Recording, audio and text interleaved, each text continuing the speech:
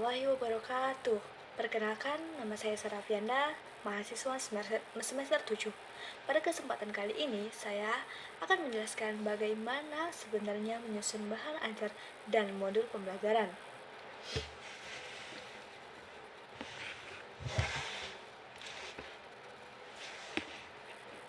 Pembahasan ini sangat penting karena banyak guru dan mahasiswa calon guru yang masih memahami bahan ajar sebatas kumpulan materi. Padahal sebenarnya bahan ajar adalah instrumen pedagogis yang berfungsi menghubungkan tujuan pendidikan, kurikulum, strategi pembelajaran, nilai-nilai dan karakter peserta didik dalam sebuah sistem pembelajaran yang utuh. Bahan ajar pada hakikatnya tidak hanya merupakan teks atau teori yang dituliskan dalam buku.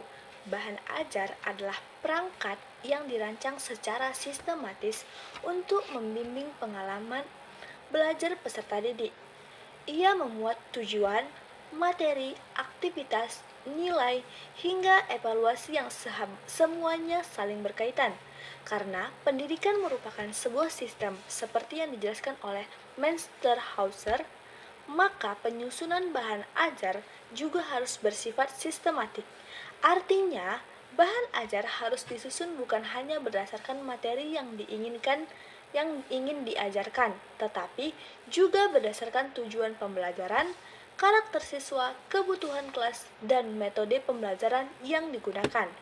Jika kita membuat bahan ajar tanpa memperhatikan hubungan-hubungan ini, pembelajaran akan kehilangan arah dan tujuan tidak tercapai secara optimal. Proses penyusunan bahan ajar selalu dimulai dari kurikulum. Disinilah guru atau mahasiswa calon guru harus memahami komponen kurikulum seperti standar kompetensi lulusan, kompetensi inti, kompetensi dasar atau capaian pembelajaran, kemudian menurunkannya menjadi indikator pencapaian kompetensi dan tujuan pembelajaran. Tujuan pembelajaran harus dirumuskan secara jelas dan terukur karena tujuan inilah yang menentukan isi modul, aktivitas siswa, dan jenis penilaiannya.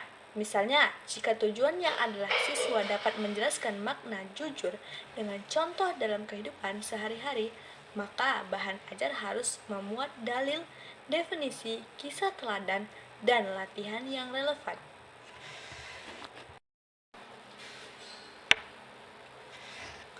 Setelah memahami tujuan, langkah berikutnya adalah menganalisis karakteristik peserta didik. Analisis ini meliputi kemampuan awal mereka, gaya belajar, latar belakang, minat, dan tantangan yang mereka hadapi.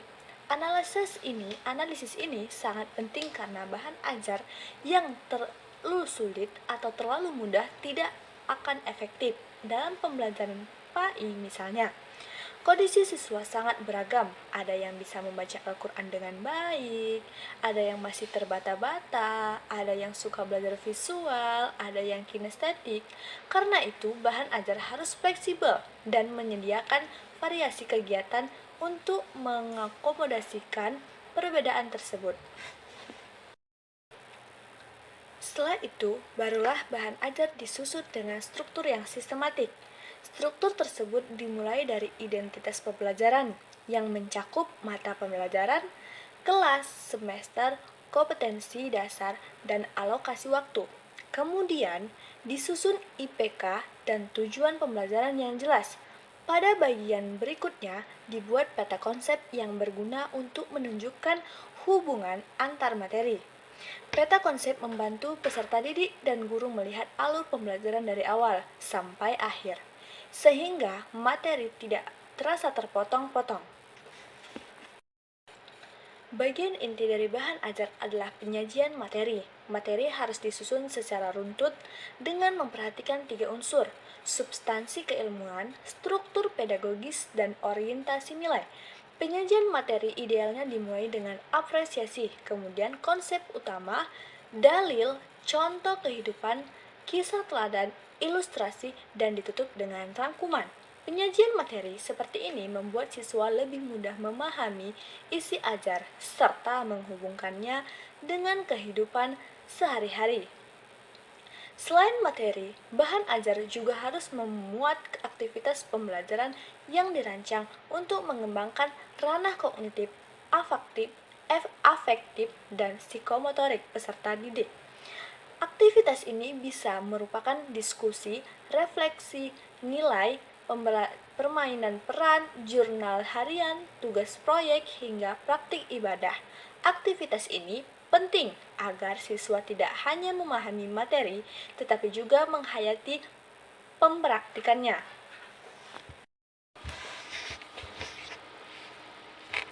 Setelah aktivitas, bahan ajar harus mencantumkan media dan sumber belajar. Media bisa berupa gambar, video, infografis, audio tilawah, aplikasi digital, atau buku referensi. Pemilihan media harus mendukung tujuan pembelajaran dan sesuai dengan karakter peserta didik.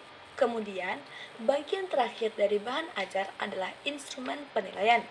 Penilaian harus selaras dengan tujuan pembelajaran dan mencakup penilaian pengetahuan, keterampilan, dan sikap.